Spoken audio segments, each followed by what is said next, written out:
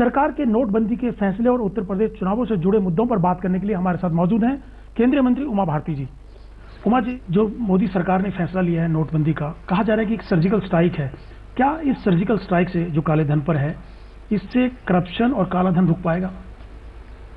जो सरकार का फैसला है वो भले ही सर्जिकल स्ट्राइक लग रहा हो, लेकिन इस फैसले का ये देश 70 साल से इंतजार कर रहा है, क्योंकि इस देश में भ्रष्टाचार, रिश्वतखोरी, बेईमानी, 2 नंबर का पैसा, काला धन, ये 1000 मुखों वाला दैत्य था।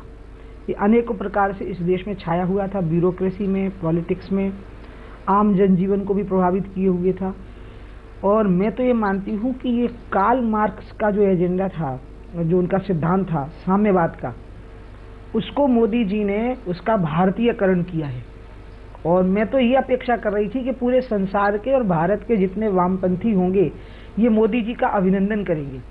इसलिए इसको आप सर्जिकल स्ट्राइक इस तौर पे कह सकते हैं कि आपको लगा कि अचानक हुआ, लेकिन देश को इसकी जरूरत आज़ादी के तुरंत बाद से ही शुरू हो गई थी।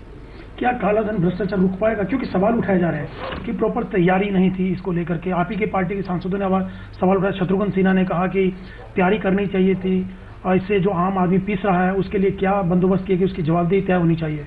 तैयारी क्या ये करनी चाहिए थी कि हम सबको टेलीफोन करते कि ऐसा होने वाला है, या हम टेलीविजन पे ये सूचना देती, तो फिर लोग गायब हो गए होते धन लेकर के। क्योंकि धन को गायब कर देने के इतने तरीके देश के लोगों को मालूम हो गए, उनको एडजस्ट कर देने के। एक बात मैं आपको बताती हूँ, मैंने अनुभव किया है कि भारत की जनता इससे बहुत प्रसन्न है। जो परेशान है वही लोग हैं जो काला धन स्वयं रखे हुए हैं, अनेकों प्रकार से रखे हुए हैं।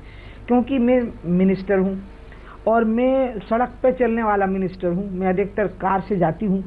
तो अगर पब्लिक नाराज हो जाती है सरकार से तो वो हूट करने लग जाती है लाल बत्ती वाली गाड़ी में बैठे हुए मंत्री को। मुझे तो लोग प्रसन्न हो रहे हैं, हाथ हिला रहे हैं, वेव कर रहे हैं, क्योंकि लोग मुझे पहचानते हैं।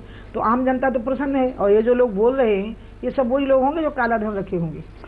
लेकिन चाहे मायावती हो, चाहे राहुल गांधी हो, चाहे केजरीवाल हो, ममता बनर्जी हो, तमाम लोग सवाल उठा रहे हैं कि ये ठीक नहीं है। मायावती ने कहा कि भारत बंद जैसे हालात है, राहुल गांधी ने कहा कि ठीक नहीं हुआ, आम आदमी के लिए कोई फायदा नहीं है इससे।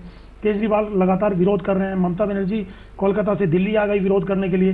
तो क्या वजह क्या लगती है? क्योंकि अरविंद केजरीवाल ने भ्रष्टाचार के खिलाफ मुहिम छेड़ी थी, तमाम लोग ऐसे लोग हैं, तो विरोध किया जा रहा है इनकी तरफ से, क्या वजह लगती है इसकी? अरविंद केजरीवाल ने भ्रष्टाचार के खिलाफ मुहिम छेड़ी।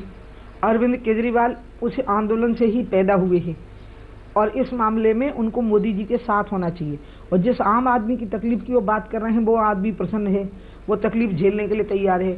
ममता बनर्जी तो कांग्रेस की नेता हैं मूलतः, और आपातकाल के समय ये कांग्रेस में थी। इस देश में आज़ादी के बाद सबसे ज़्यादा अगर आम नागरिक को कोई परेशानी वाला चैप्टर रहा है तो वो आपातकाल के 2.5 साल रहे हैं। ममता बनर्जी उस समय कांग्रेस में ही थी, राहुल गांधी तो हैं ही कांग्रेस के नेता। इसलिए ये तो वो लोग हैं जिन्होंने वाकई इस देश के आम आदमी को घनघोर संकट में डाला था। इन लोगों को तो नैतिक अधिकार भी नहीं है। मुझे तो शंका है कि ये जिन बातों के मसीहा बने हैं, कहीं ऐसा तो नहीं है कि इन्हीं लोगों को सबसे बड़ा संकट इससे खड़ा हो गया है और इसी संकट के कारण ये बोल पड़े हैं। आम आदमी तो मुझे कहीं तकलीफ में नहीं लगता। और मैं तो ये मान रही हूँ कि मोदी जी ने जो काम किया है, ये जो एक साम्यवाद का सिद्धांत था कि सब में आर्थिक समानता होनी चाहिए,